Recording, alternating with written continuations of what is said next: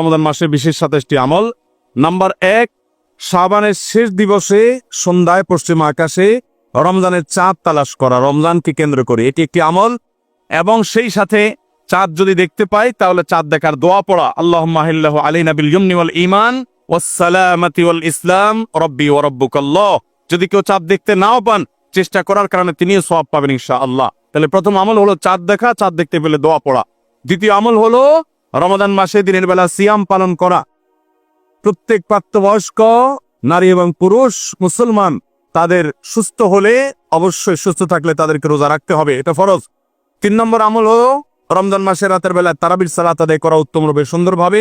4 নম্বর আমল হলো সাহারি খাওয়া, একটু কিছু হলেও রোজার নিয়তে ভোর রাতের খাবার খাওয়া, এর মধ্যে বরকত আছে খাবারের মধ্যে। 5 নম্বর আমল হলো সাহারিটা শেষের দিকে খাওয়া, এমন ভাবে খাওয়া যে সাহারি খাওয়া শেষ করলে আজান দিতে আর 50টা আয়াত তেলাওয়াত করার মতো সময় থাকে। 6 নম্বর আমল হলো ইফতার করা। ইফতার করা এটা সুন্নাহ একটা আমল। আপনি সুন্নাত জিন্দা করার উদ্দেশ্যে বা সুন্নাত আমল করছেন, সে উদ্দেশ্যে ইফতারের উদ্দেশ্যে, রোজা ভাঙার উদ্দেশ্যে খাবার খেলে আল্লাহ রাব্বুল আলামিন আপনাকে সওয়াব দান করবেন। ইফতার করা 6 নম্বর আমল। 7 নম্বর হলো ইফতারটা একটু তাড়াতাড়ি করা, অর্থাৎ সূর্য ডুবে গেছে, নিশ্চিত হয়ে গেছেন, আর দেরি না করে অবিলম্বে ইফতার করে ফেলা। 8 নম্বর আমল হলো ইফতারের দোয়া করা। ইফতারের শুরুতে বিসমিল্লাহ বলবেন, ইফতার করা শেষ বা ইফতার কিছুদূর করে ফেলেছেন, এরপর দোয়া পড়বেন যে যাহাবাজ জামা ওয়াবতাল্লাতিল উরু ওয়া সাবাতাল আজরু ইনশাআল্লাহ।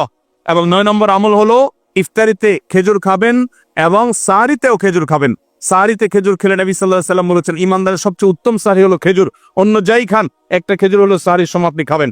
10 নম্বরের আমল হলো সারাদিন বেশি বেশি রোজা দোয়া করা, কারণ রোজাদার ব্যক্তির দোয়া আল্লাহ তাআলা ফিরিয়ে দেন না ইফতার রাগ পর্যন্ত। এই জন্য চলতে ফিরতে উঠতে বসতে মনে মনে আল্লাহর সাথে কথা বলা, মোনাজাত করা, দোয়া করতে থাকা। 11 নম্বর আমল হলো সকল পাপাচার বর্জন করা, কারণ রমজান মাসের উদ্দেশ্যে হলো মানুষকে মুত্তাকি বানানো, পাপাচার বর্জন করতে শেখানো।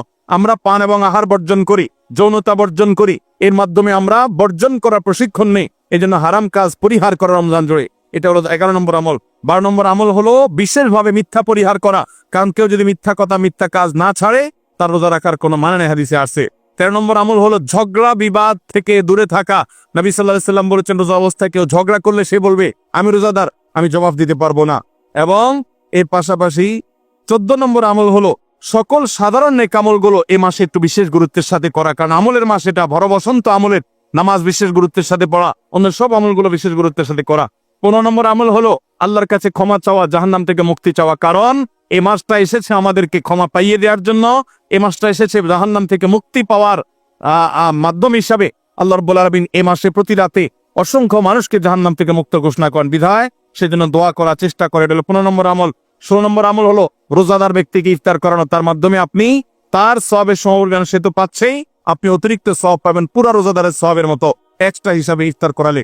17 নম্বর আমল হলো কোরআন তেলাওয়াত করা রমজান মাসে, কোরআন অর্থ সহকারে বুঝে পড়বেন, সুন্দর করে শুদ্ধ করে তেলাওয়াত শিখবেন।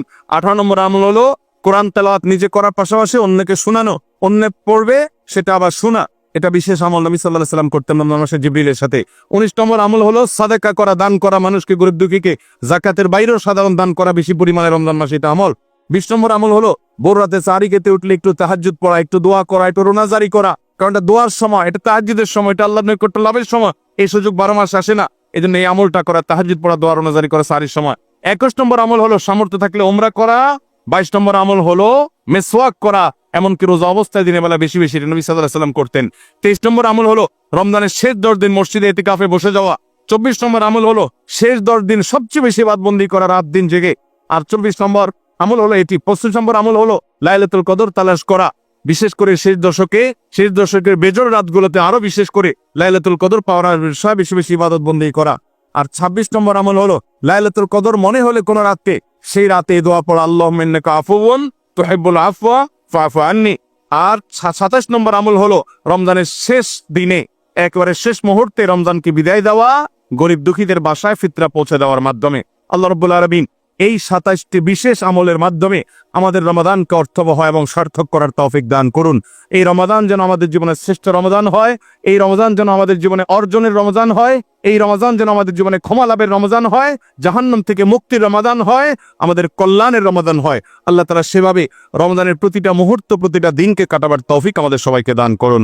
জাযাকুমুল্লাহু খায়রা ওয়া আখিরু দাওয়ানা আনিল হামদুলিল্লাহি রাব্বিল